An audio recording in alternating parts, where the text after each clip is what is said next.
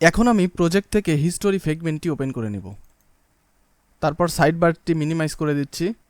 তারপর fragment underscore history XML ফাইলটি open করব। স্প্লিট অপশনে চলে যাব। ফ্রেম লেআউটের পরিবর্তে আমি এখানে একটা রিলেটিভ লেআউট নিয়ে নিব। উপরের টু ডু কমেন্টটি আমি কেটে দিচ্ছি, হাইড র্যাপ কন্টেন্ট, এবং টেক্সট হিসেবে আমি লিখে দিচ্ছি কোনো হিস্টোরি পাওয়া যায়নি। তারপর টেক্সট ভিউর একটি আইডি দিয়ে দিব, ID text size 20 SP, visibility gone, layout center parent true, এবং উইথড্র আমি র্যাপ কন্টেন্ট করে দিচ্ছি। আমি যদি ভিজিবিলিটিটা ভিজিবল করি তাহলে দেখতে পারবেন এটি সেন্টারে এসেছে, তো আমি ইনিশিয়ালভাবে এটাকে গন করে দিচ্ছি। টেক্সট ভিউর নিচে আমি একটি রিসাইকেলার ভিউ নিয়ে নেব, রিসাইকেলার ভিউ ম্যাচ প্যারেন্ট এবং একটি আইডি দিয়ে দিব রিসাইকেলার ভিউ। তারপর কিবোর্ড থেকে Ctrl+Alt+L প্রেস করে কোডগুলোকে অ্যালাইন করে নিলাম। তারপর হিস্টোরি ফ্রেগমেন্ট ডট জাভা ফাইলটি ওপেন করছি। সবার উপরে প্রয়োজনীয় কিছু ভেরিয়েবল নিয়ে নিব, recycler view list list quiz history with category name, তারপরে history list equal to new array list history adapter txt text view TV no history found. তারপর উপরের ভেরিয়েবলগুলোকে ইনিশিয়ালাইজ করে দিব।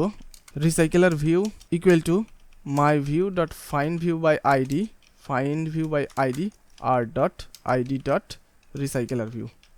TV no history found equal to my view dot find view by ID R dot ID dot no history found. এখন history লিস্টের মধ্যে আমি কিছু লিস্ট আইটেম অ্যাড করব। ডট অ্যাড নিউ, প্রথম প্যারামিটারে যাবে আইডি, তারপর যাবে ক্যাটাগরি নেম জাভা, তারপর total question, correct answer, wrong answer, এবং ডবল কোটেশন দিয়ে ডেট দিয়ে দিব। এইভাবে আমি আরও কিছু লিস্ট আইটেম অ্যাড করে নিচ্ছি। কটলিন। এখন নিচে এসে আমি হিস্টোরি অ্যাডাপ্টারকে পরিচয় করিয়ে দেবো। History adapter equal to new history adapter history list dot this. দেখতেই পাচ্ছেন এখানে ইরর চলে আসছে, তো আমি একটু উপরে চলে আসছি। Implements history adapter dot on history item click listener, তারপর আমি ওভাররাইড যে মেথডটি আছে এই মেথডটি আমি নিয়ে নিলাম। এখন দেখতে পাচ্ছেন যে ইররটা ছিল সেই ইররটা কিন্তু চলে গেছে। Recycler view dot set layout manager new linear layout manager get activity recycler view dot set adapter history adapter. On kit ভিউর মধ্যে এসে আমি এখানে কমেন্ট করে দিচ্ছি, তাহলে বুঝতে পারবেন কোন কোড কোথায় শেষ হচ্ছে। On kit view int here. এবং পাবলিক ক্লাসের মধ্যে আমি একটি মেথড তৈরি করে নিচ্ছি, void update no history if history list dot is empty TV no history dot set visibility